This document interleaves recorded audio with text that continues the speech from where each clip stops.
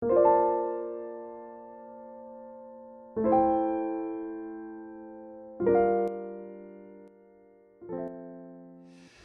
1980년대 TV에서 방영이 되었던 톰 소여의 모험이라고 하는 만화 영화가 있었습니다. 혹시 기억하실런지 모르겠습니다. 엄청 많이 방영했어요. 그런데 여러분, 이 만화가 원작이 있는데, 이 원작은요, 미국의 유명한 작가이자 소설가인 마크 트웨인이라고 하는 분의 톰 소여의 모험이라고 하는 원작을 근거로 하고 있습니다. 작가가 유년 시절에 미시시피 강변에서 살았던 그 어렸을 때의 추억을 배경으로 톰 소여와 허클베리 핀이라고 하는 주인공이 그 주인공들의 그 모험을 그린 그런 이야기입니다. 자, 이 작품은요, 아동문학 작품으로도 참 오랫동안 읽혀왔고 지금도 여전히 읽히고 있습니다. 그런데 여러분, 이 톰 소여의 모험을 지은 마크 트웨인이 지은 또 다른 작품이, 여러 작품 중에서 제가 오늘 또 다른 작품 하나를 말씀드리고자 합니다. 이 작품은 아주 유명해서 모르는 사람이 거의 없을 정도입니다. 그 작품은 바로 왕자와 거지입니다. 왕자와 거지 이야기를 모르는 사람은 아마 거의 없을 것입니다. 그러나 왕자와 거지의 이야기를 지은 사람이 마크 트웨인이라고 하는 사실은, 그 사실을 아는 사람 역시 매우 드물 것입니다. 이 마크 트웨인은요, 기독교인이었습니다. 그것도 진보적인 개신교도였습니다. 그러다 보니까 이 마크 트웨인이 아무래도 이 왕자와 거지의 이야기를 지을 때 제가 보니까 성경에서 영감을 받아서 그 이야기를 지은 것 같다고 생각이 듭니다. 왜냐하면 왕자와 거지의 그 스토리 속에 성경의 교훈과 성경의 이야기가 고스란히 들어있기 때문에 그렇습니다. 그것은 다음과 같습니다. 출애굽한 이스라엘 백성들이 이제는 더 이상 애굽의 노예가 아님에도 불구하고 이전의 노예 때의 생활 방식과 사고 방식을 그대로 따르는 것을 출애굽의 과정 속에서 보여주고 있습니다. 마치 거지로 살았던 거지가 어느 날 갑자기 왕자의 신분으로 뒤바뀐 후에도 그의 평생에 거지로 살아왔던 생활 습관, 언어 습관, 사고 방식이 그대로 왕궁 속에 들어가서 왕자의 옷을 입고 왕자가 먹는 음식을 먹고 호화로운 왕궁에 살지만 여전히 거지로서의 모습을 그대로 보여주는 것처럼 이스라엘 백성들이 하나님의 은혜 가운데 출애굽하여서 가나안 땅을 향해 가면서도 계속해서 그들이 보여주는 것은 노예로서의 생활, 노예적인 사고방식, 옛날 노예에 매여 있었던 그런 삶의 모습을 그대로 보여주었다라는 것입니다. 그래서 여러분, 모세가 40일간 시내산 꼭대기에 올라가서 하나님의 말씀을 받기 위해 하나님을 대면하고 있을 때에 모세가 생각보다 빨리 내려오지 않자 불안해했죠. 그래서 이스라엘 백성들이 어떻게 했습니까? 자신들을 출애굽시키신 그 하나님을 기린다면서 금송아지 상을 만들고 그 앞에 절을 했습니다. 그런데 하나님은 정작 이스라엘 백성들은 여호와 하나님을 기린다, 예배한다라고 하며 금송아지 상을 만들었지만 하나님은 그러한 이스라엘 백성들의 모습을 보고 모세에게 말씀하시기를 이스라엘 백성들이 지금 우상 숭배를 하고 있다라고 말씀하셨습니다. 왜냐하면 이스라엘 백성들이 만든 그 금송아지 상은요, 정작 그들이 애굽에서 노예로 살았을 때 당시에 보았던 여러 이집트의 신들 중에 하나인 얼룩소 신의 형상이었기 때문에 그렇습니다. 그들은 더 이상 애굽의 종교와 법에 매이지 않는 그런 존재들입니다. 그럼에도 불구하고 오히려 그들은 하나님은 그들로 하여금 하나님의 백성이 되게 하셔서 오직 여호와 하나님만을 예배하는 백성이 되도록 만들어 주셨습니다. 그러나 그렇게 구원받은 백성들은 구원받기 이전의 습관과 종교를 따라서 우상을 숭배했습니다. 몰라서 그랬을까요? 아닙니다. 하나님을 알고도 그들을 친히 인도하신 하나님을 구름 기둥과 불 기둥으로 임재하신 그 하나님의 임재를 경험하고도 모세의 입술을 통해 선포된 하나님의 말씀을 듣고도 그래서 그들을 향하신 하나님의 뜻이 어떠한지 알매도 불구하고 그들은 습관적으로 그들의 습관을 따라 그들의 삶을 따라 죄된 옛 습관을 따라 불순종하는 것을 두고 우리도 똑같지 않습니까? 우리도 예수 믿고 구원받았음에도 불구하고 우리가 무엇 때문에 그렇게 신앙생활하면서 아파하고 힘들어하는 것입니까? 바로 우리 안에 있는 옛 자아의 모습 때문에 그렇습니다. 내가 하나님의 자녀인 것을 내가 너무나 잘 알고 나를 향하신 하나님의 뜻이 선하시고 기쁘시고 온전하시다라는 것을 알면서도 내가 무엇 때문에 그렇게 하나님의 말씀에 순종하기를 힘들어하고 아파하며 괴로워하는 것입니까? 무엇 때문에 그렇게 주저하고 망설이는 것입니까? 바로 불쑥불쑥 내 안에서 솟아나오는 내 욕심이라고 하는 내 옛 자아의 손 때문에 내 안에 습관으로 굳어진 죄된 습관 때문이 아니겠습니까? 그렇다면 여러분, 우리는 이렇게 이 습관적으로 불순종하는 것을 두고서 어떻게 해야 할까요? 오늘 말씀을 통해서 성도님들과 함께 이 문제를 살펴보고 하나님의 말씀을 믿음으로 굳게 붙잡는 은혜의 시간이 되기를 주님의 이름으로 축원합니다. 하나님은요, 우리의 말과 행동이 다른 것을 두고 그것을 옹호하거나 두둔하시지 않습니다. 오히려 하나님은 말과 일치하지 않는 우리의 행동을 두고서 그것은 죽은 믿음이라고 강력하게 책망하십니다. 야고보서 2장 17절 말씀에 이와 같이 행함이 없는 믿음은 그 자체가 죽은 것이라고 말씀하셨습니다. 따라서 이러한 말과 행위가 일치하지 않는 문제가 나에게만 있는 문제가 아니라 내 옆에도 내 앞에도 내 좌우에도 내 뒤에도 내 주변에 있는 모든 지체들이 다 똑같단 말이에요. 다 그만하게 다 불순종하고 그렇게 넘어지고 다 연약한 자들이에요. 나만 그런 게 아니구나. 그래서 여러분, 이런 문제가 대다수의 사람들에게서 발견된다고 해서 우리가 자유하거나 떳떳할 수 없습니다. 사람들은 군중심리에 휩싸이기가 너무나 쉽습니다. 나 하나쯤이야 라고 하는 이런 생각을 갖는 것은, 그래서 다수의 죄인들의 무리 뒤에 숨는 것은 하나님 보시기에 비겁하고 어리석은 행동인 것입니다. 그것은 반드시 하나님 앞에서 다룸을 받고 해결받아야 할 문제입니다. 하나님은 우리를 향해 이렇게 명령하십니다. 첫째로, 성도는 복음의 진리를 따라 바르게 행해야 합니다. 오늘 본문에서 우리와 동일하게 이러한 문제에서 자유하거나 떳떳할 수 없는 한 명의 등장인물이 나타납니다. 그 사람은 바로 위대한 사도 베드로입니다. 이런 베드로를 향하여 오늘 사도 바울은요, 아주 베드로를 호되게 비판하고 있습니다. 왜냐하면 예수님의 수제자요 예루살렘 교회의 수장이었던 베드로가 복음의 진리를 따라서 바르게 행동하지 않았기 때문입니다. 베드로의 말과 행동이 달랐기 때문입니다. 베드로가 곧 이중적인 삶을 살았기 때문입니다. 이것은 위선입니다. 그 결과는 그가 그와 같이 베드로가 이중적인 말과 행동이 다른 것으로서 하나님의 공동체, 하나님의 나라를 깨뜨리는 나쁜 결과를 나타낸 것입니다. 그래서 여러분, 그 결과로 어떻게 합니까? 베드로가 베드로 아닌 다른 진리를 따라서 바르게 살려고 하는 다른 사람조차도 베드로의 그 연약함으로, 그 죄로, 그 진리를 따르지 못하도록, 나만 실패하고 나만 넘어진 게 아니라 내 옆에 있는 믿음의 지체까지 함께 넘어지게끔 하는 결과를 낳은 것입니다.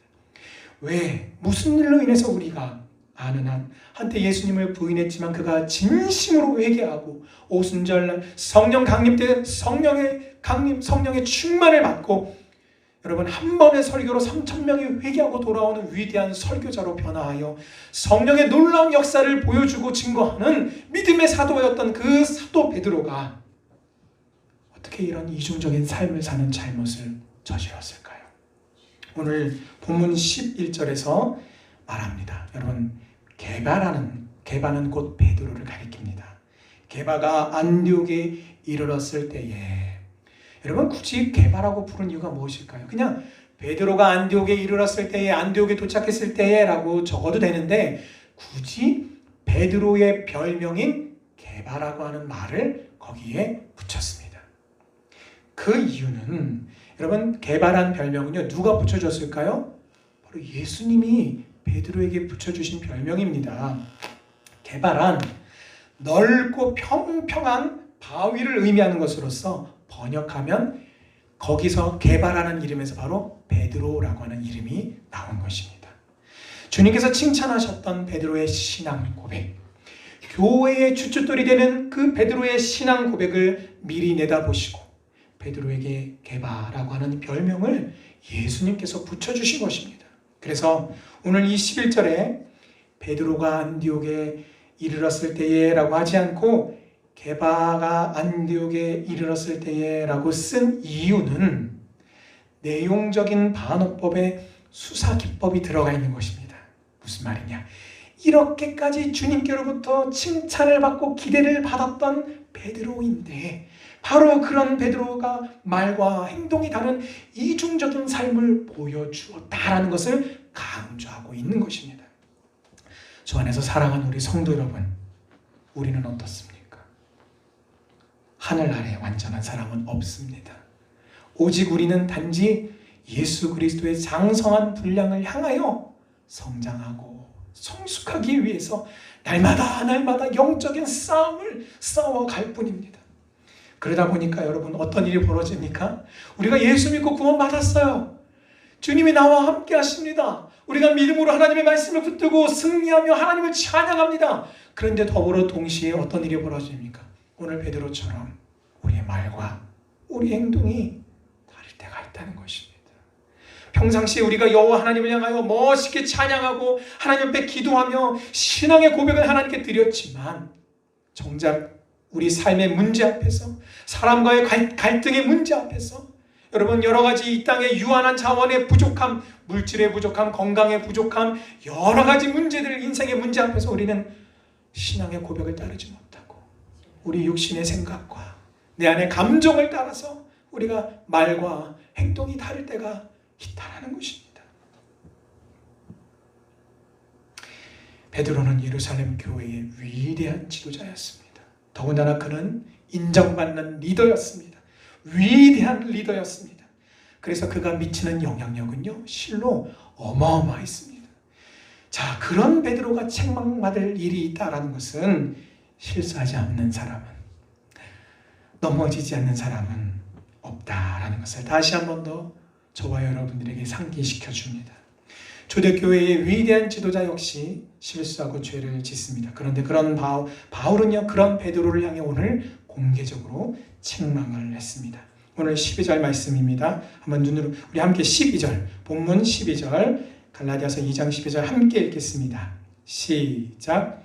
야고보에게서 온 어떤 이들이 이르기 전에 게바가 이방인과 함께 먹다가 그들이 오매 그가 할례자들을 두려워하여 떠나 물러가매.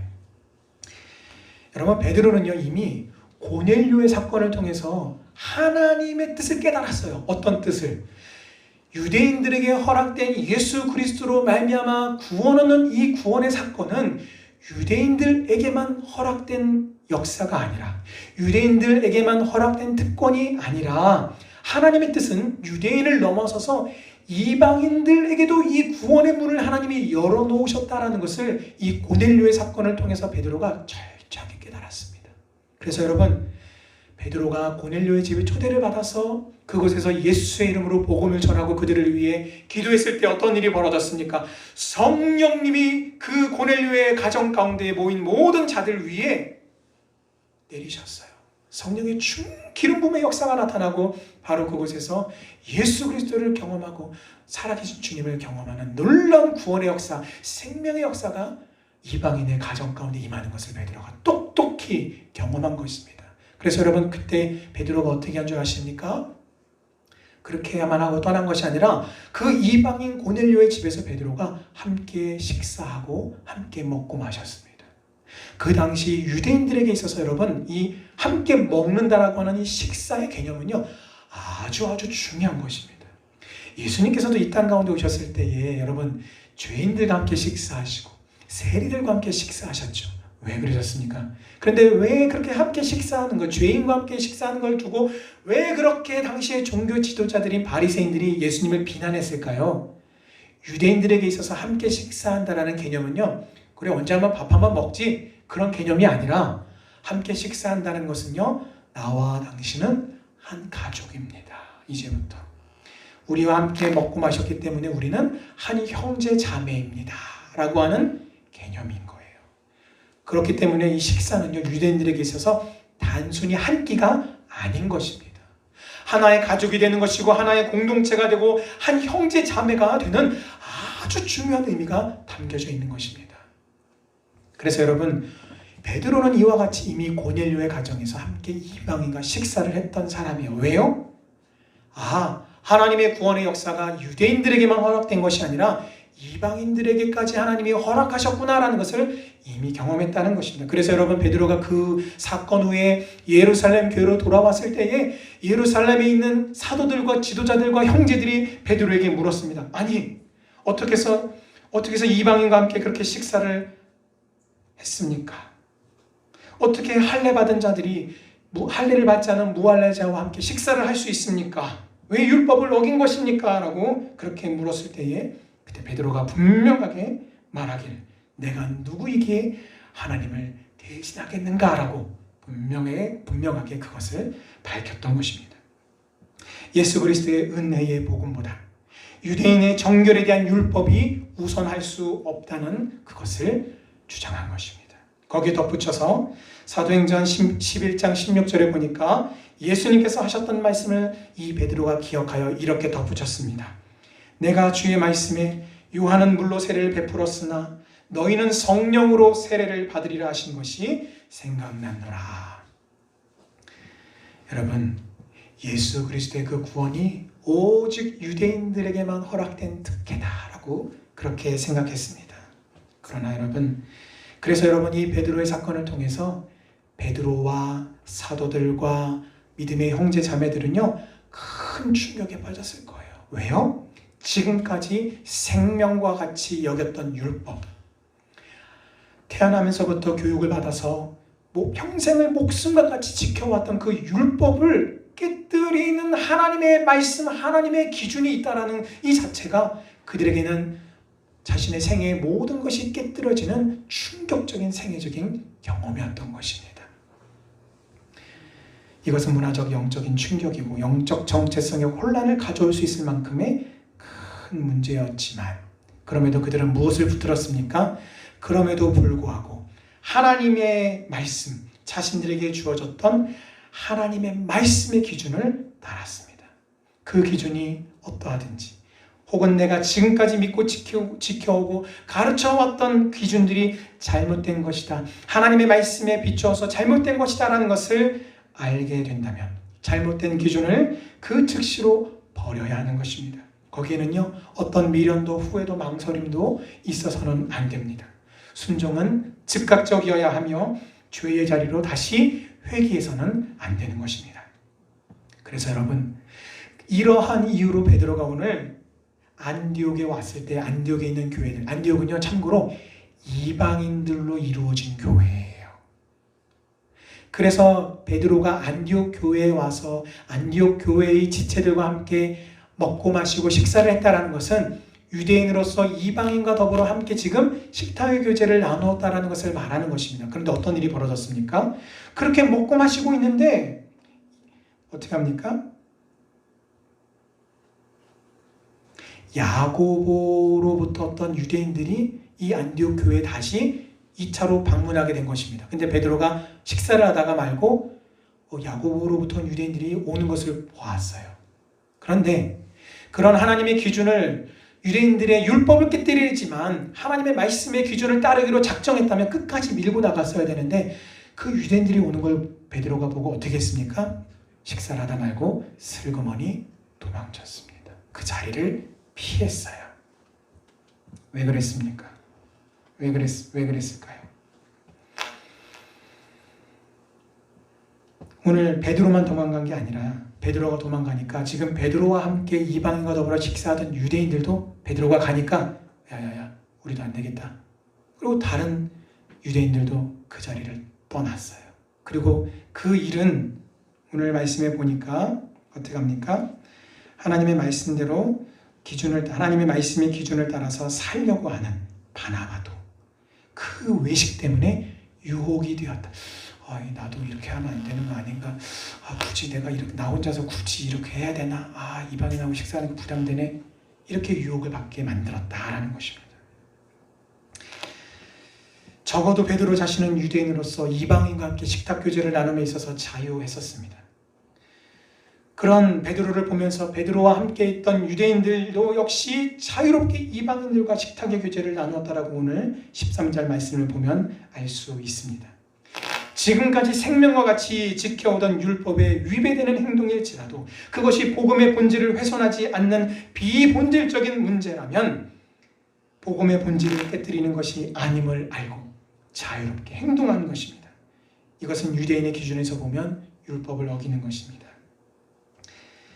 자, 그런데 그러한 베드로가 다른 유대인들을 보고 이제 마음의 껄끄러움과 부담을 느끼고 그 자리를, 그 자유함을 잃어버리고 부담스러움을 느끼게 된 것입니다. 여러분, 무엇이 베드로를 이처럼 부정적으로 변화시켰습니까? 무엇이 베드로에게 이와 같이 이중적인 삶의 잣대를 갖게 만든 것일까요? 그것은 바로 자신의 평판을 의식하고 타인의 시선을, 타인의 판단을 의식했기 때문입니다. 이처럼 우리가 복음의 진리를 온전히 따르지 못하는 이유는 첫째로 신앙이 아직 미성숙하기 때문에 그렇습니다. 베드로는 진리를 알고 따른다라고 그렇게 했지만 담대하지 못했습니다. 쉽게 생각하면 이런 것입니다. 이제 막 신앙이 자라가기 시작한 한 성도가 하나님의 말씀으로부터 은혜를 받아서 그의 믿음이 성장하고 신앙생활의 기쁨과 즐거움을 알아가기 시작했습니다. 그래서 이전에는 안 하던 식사기도도 열심을 다해서 하게 되었습니다. 여러분, 교회에서는 다 함께, 지금은 저희가 식탁 교제를 못 나누지만 이전에는 우리가, 여러분, 교회 행사가 있으면 어떡합니까?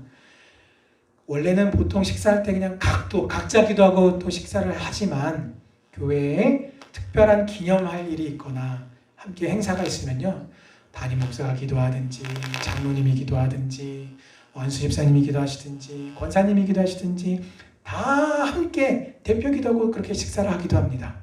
그러니까 그런 자리를 경험하면서 식사할 때 기도하는 게 무엇이다라는 것을 이 신앙의 어린 분이 경험하기 시작했어요. 그리고 집에서도 이제는 밥 먹을 때 식사할 때 기도하니까 어떡합니까? 부인도 기뻐하고 아이들도 기뻐합니다. 야, 우리 아빠가 세상에 식사할 때 기도를 하시네 하고 너무 기뻐하시는 거예요. 근데 문제는 뭐예요? 문제는 직장이에요. 교회나 집에는 다 예수 믿는 사람들이니까 괜찮은데 직장에는 예수 안 믿는 사람들이 수두룩해요. 그리고 또 예수는 믿는데 안 믿는 척하는 사람들도 수두룩해요. 그러다 보니까 겉으로는 예수 안 믿는 것 같은 사람들도 있단 말이에요.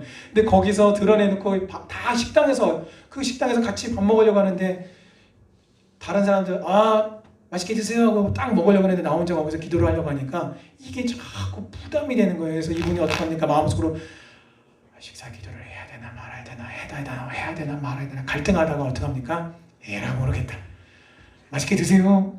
그리고 자기도 그냥 막 먹습니다. 그러면서 먹으면서 속으로 어떻게 합니까? 속으로 기도해요. 하나님 잘 먹겠습니다. 예, 뻘쭘하죠.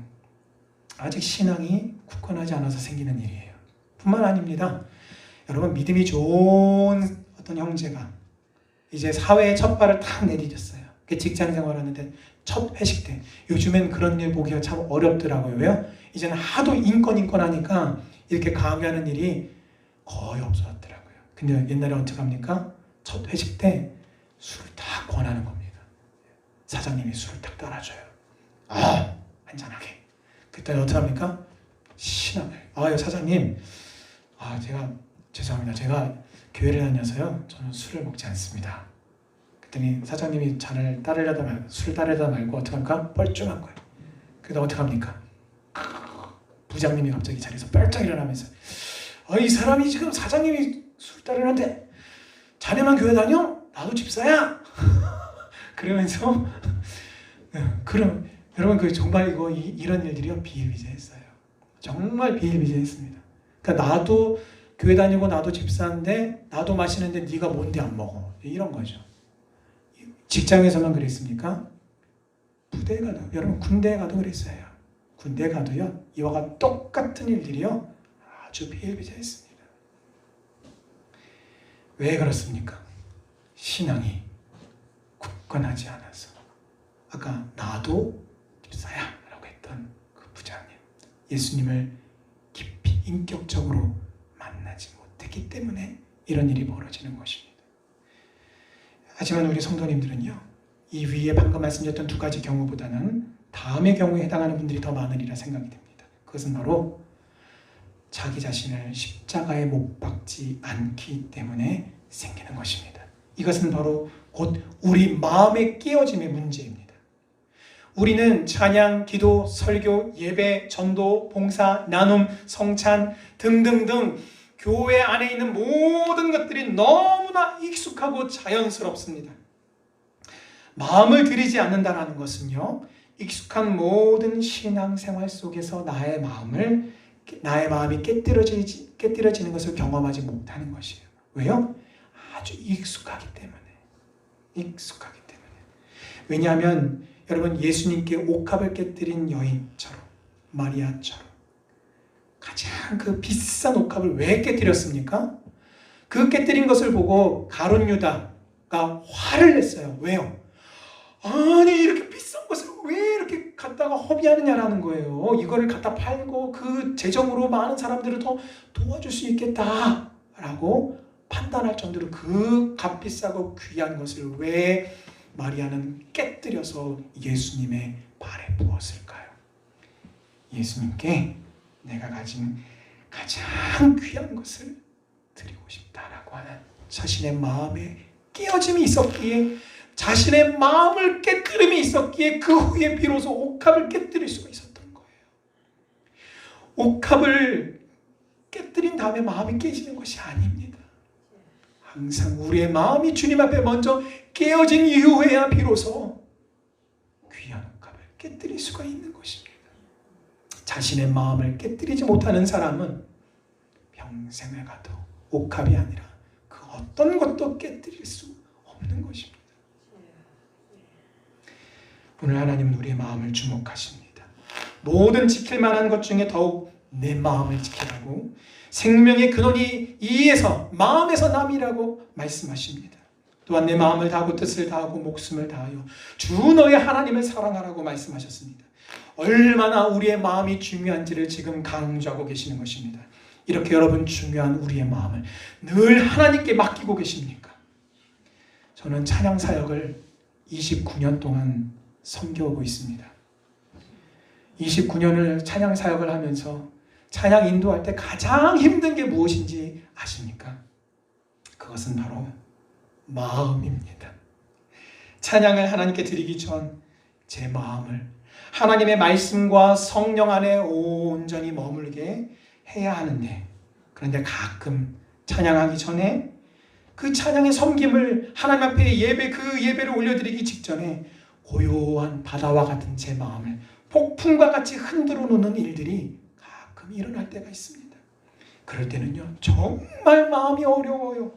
찬양을 하는 것은요, 끊임없이 하나님을 주목하고 하나님을 바라보는 것입니다. 오늘 우리 예배도 마찬가지입니다. 끊임없이 하나님께 주목하고 하나님을 바라보는 것, 믿음으로 여호와 하나님의 은혜를 갈구하며 갈망하며 그 하나님의 사랑을 바라보는 것, 말씀하시는 그 하나님의 입술을 믿음으로 바라보는 것, 이것이 바로 예배인 것입니다. 그런데 여러분, 그렇게 하나님을 바라볼 때 우리의 마음은 기쁨과 소망과 여러분, 은혜와 능력이, 성령의 충만함이 넘치고 우리의 마음은 즐거워하게 됩니다. 그런데 만약에 그래야 할 내 마음속에 분노와 미움이 자리 잡게 된다면 어떻게 해야 할까요? 저는 청년 시절에 이러한 문제로 이렇게 고민한 적이 있습니다. 제가 청년 시절에 섬겼던 교회 찬양팀 안에서 인도자로 새로 부임하신 한 안수 집사님이 계셨어요. 이분은 교회 밖에서 찬양 전문 사역자의 리더로서 그리고 찬양팀을 운영하셨던 분이십니다. 그런데 얼마 안 돼서 이분의 아주 미성숙하고 비인격적인 그런 행동에 대해서 알게 되어서 제가 아주 실망할 뿐만 아니라 저 또한 시험에 빠지게 되었습니다. 근데 그것을 알게 된 타임이 언제냐면 하필이면 지금 오후 예배를 시작하기 직전에 지금 찬양 연습을 한참 하던 중에 알게 된 것입니다. 그리고 이제 시간은 흘러서 이제 10분 후면 이제 예배가 시작이 되고 찬양이 시작이 됩니다. 그런데 그때 격탕된 제 마음속에 죄에 유혹된 생각들이 들려오기 시작했습니다. 야, 너 그런 마음으로 찬양할 수 있어? 하나님 앞에 온전한 마음으로 예배드려야 되는데 너 지금 마음속에 미움이 가득하고 시험 들어서 그렇게 나뉘어진 그 두 마음을 가지고 네가 하나님을 예배할 수 있어? 너 그렇게 예배하면 너 그거 위선 아니야? 이 녀석 보니 굉장히 이중적이네.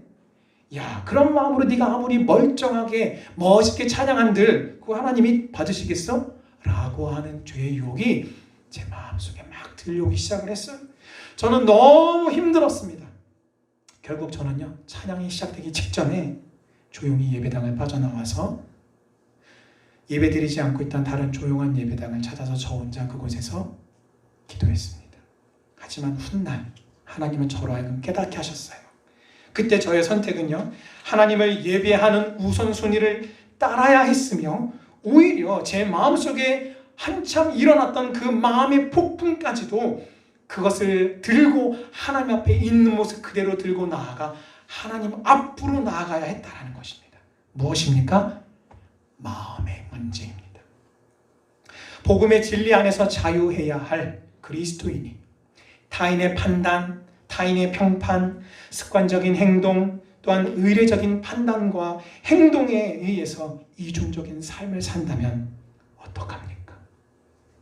그러면 그런 이중적인 삶은요, 옳지 않습니다. 의도적으로 가면을 쓴 현대의 그리스도인들과 같이 의식적인 것이든 아니면 관습적인 것들을 하나님의 말씀보다 더 중요한 것으로 여기는 그리스도인들과 같이 무의식적인 것이든 의도된 것이든 무의식적인 것이든 모두 다 옳지 않습니다. 왜냐하면 그런 행동이 가져올 결과는 결국은 교회 공동체를 깨뜨리고 분열시키는 악한 것이기 때문입니다. 베드로의 이중적인 행동은 곧 은혜의 복음을 인정하지 않는 것으로서 오늘 안디옥 교회 안에 큰 파장을 일으켰을 것입니다. 직장 안에서의 술의 문제, 이중장부, 분식회계, 온전치 않은 11조 등등 재정의 영역도 하나님께 우리가 맡겨야 할 영역입니다. 또한 이웃을 향한 우리 신앙인의 태도 역시 하나님께 맡겨야 할 영역인 것입니다. 예수 믿지 않는 불신 남편을 위해서 눈물로 기도하던 한 여집사님이 계셨어요. 그래서 여러분, 방금 전까지 눈물로 성전에서 기도를 남편을 위해서, 남편의 구원을 위해, 남편이 변화되기를 위해 폭언하고 폭력을 행사하고 이 욕설을 하는 남편을 위해서, 그 남편이 변화되기를 위해 눈물로 기도했던 한 집사님이 하나님의 큰 은혜를 받고 집으로 돌아갔는데, 분명히 방금까지 눈물로 남편을 위해서 기도했는데 집으로 돌아와서 본 남편 때문에 지금 그 집사님이 또 분노하고 슬퍼하는 상황에 처하게 되었습니다. 방금 전까지는 은혜롭게 남편을 위해 기도했지만 집에 돌아와서 남편과의 그 갈등과 문제 속에서, 말다툼 속에서 다시 내 안에서 분노가 일어나고 남편을 향한 미움이 불같이 일어나는 것을 경험하게 되었다라는 것입니다. 여성이 폭력과 욕설을 하며 핍박하는 남편을 향해 아내의 마음에는 분노와 실망과 좌절과 혼란과 괴로움이 가득했습니다. 그래서 여러분 어떻게 합니까? 열심히 남편을 위해서 기도하지만 현실적인 결과는요, 남편과 아내의 갈등의 대치와 이 갈등의 관계가 계속해서 그냥 평행선을 유지하고 계속 가고 있다는 것이에요. 남편은 여전히 교회와 아내를 향해 불만을 표출하고, 아내는 기도하는데 변하지 않은 남편 때문에 분노하고, 그렇게 서로 대치해 가는 것입니다. 자, 그렇게 계속해서 갈등을 겪다가 이 집사님이 담임 목사에게 지혜를 구했어요. 그래서 담임 목사가 이렇게 말을 했습니다. 한 번쯤은 남편이 입장이 되어서 한번 헤아려 보시는 것도 도움이 되실 겁니다. 라는 말을 들었는데, 이 말이 이 집사님이 받아들이기가, 수용하기가 너무 어려웠어요. 근데 그것을 붙들고 하나님 앞에 매달려서 몸부림치듯이 기도하다가 하나님께서 정말 이 집사님을 사랑하셔서 큰 은혜를 주셨습니다. 어떤 은혜를 주셨느냐? 남편의 마음이 되어 봐야 하는데 그게 되지 않는 자신 때문에 아파하면서 몸부림치면서 하나님께 도와달라고 기도하는데 하나님이 자신의 마음을 어루만져 주시면서 남편의 입장으로 확 변할 수 있는 은혜를 하나님이 허락하신 거예요. 그곳에서 그 집사님은 자신의 죄를, 자신의 허물을, 자신의 연약함을, 자신의 부족함을, 자신의 무엇이 남편으로 하여금 그렇게 나 때문에 남편이 아파하고 힘들어했는지를 똑똑히 보고 목도하게 되고 깨닫게 된 것입니다. 그래서 여러분, 그 은혜를 받은 이 집사님이 변하지 않는 남편을 두고서 자신에게 익숙한 영적인 방법으로만 그 문제를 해결하려고 했다라는 것을 깨닫게 된 것이에요. 그래서 여러분, 남편을 위해서 이 아내는 열심히 기도했지만 그렇게 열심히 기도에 매달렸던 시간만큼 오히려 남편은 아내를 향해서 외로움을 느끼고 소외감을 느꼈던 것입니다.